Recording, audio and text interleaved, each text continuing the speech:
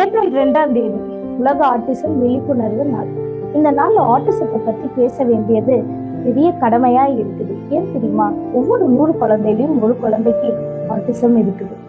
ஆட்டிசம்னா ஒரு நரம்பியல் வளர்ச்சியில ஏற்படுகிற மாற்றம். இது ஒரு நோய் அல்ல, இது ஒரு வேறுபட்ட திறன். ஒருவேளை ஒரு குழந்தை நீங்க கூப்பிட்டு பேர் சொல்லி கூப்பிட்டு கூட திரும்பலையா, உங்க கண்ணை பார்த்து பேசலையா, இல்ல வேற ஒரு உலகத்துல இருக்க மாதிரி இருக்காங்களா, அது ஆட்டிசமா இருக்கலாம். ஒவ்வொரு 18வது மாசத்துலயும் இந்த ஆட்டிசத்தோட அறிகுறிகள் தென்பட ஆரம்பிக்கும். இந்த குழந்தைங்க முகத்தை பார்த்து பேச மாட்டாங்க, கண்களை நேருக்கு நேராக பார்க்க மாட்டார்கள்.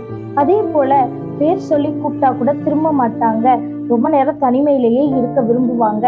யாரோடையும் சேர்ந்து விளையாட மாட்டாங்க. நிறைய நேரங்கள்ல இந்த குழந்தைகள் பயங்கர இரிட்டபிளா இருப்பாங்க, இல்ல அமைதியா கூட இருக்கலாம். ஆனா ஒவ்வொரு குழந்தைக்கும் இந்த அறிகுறிகள் மாறுபட்டு கொண்டே இருக்கும். இதோடைய காரணங்கள் நிறைய சொல்லலாம். ஸ்ட்ரெஸ்ன்னு சொல்லலாம், மரபணு மாற்றங்கள்னு சொல்லலாம். ஆனா எது எப்படி இருந்தாலும் இந்த குழந்தைகளுக்கு தேவைப்படுகிறது அன்பு, அரவணைப்பு, பாசம். இது 3 மட்டும்தாங்க. இந்த குழந்தைகள் வீட்டுல இருக்கும் பொழுது ஒரு பெற்றோர் எப்படி இவங்களை பார்த்து கொள்ளணும், யாரு கூட இந்த குழந்தைகளை ஒப்பிடக்கூடாது. அதே போல மத்தவங்க முன்னாடி குழந்தைகளை தரக்குறைவா பேசக்கூடாது, குறை சொல்லக்கூடாது.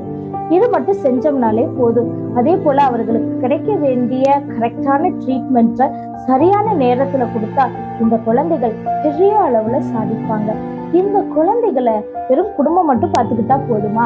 சமூகமும் சேர்ந்து இதுல அவர்களோட நிற்கணும். இவர்களோட ஒத்துழைப்பு ரொம்ப ரொம்ப அவசியமா இருக்குது. ஸோ இந்த ஆட்டிசம் இருக்கிற குழந்தைகளை எவ்வளவு சீக்கிரமாக கண்டறிந்து மருத்துவர்கிட்ட கூட்டிட்டு வந்து தெரப்பீஸ் எல்லாம் ஸ்டார்ட் பண்ணோம்னா இந்த குழந்தைகள் அவர்களுடைய வாழ்க்கையில மிகப்பெரிய அளவுல சாதிப்பாங்க.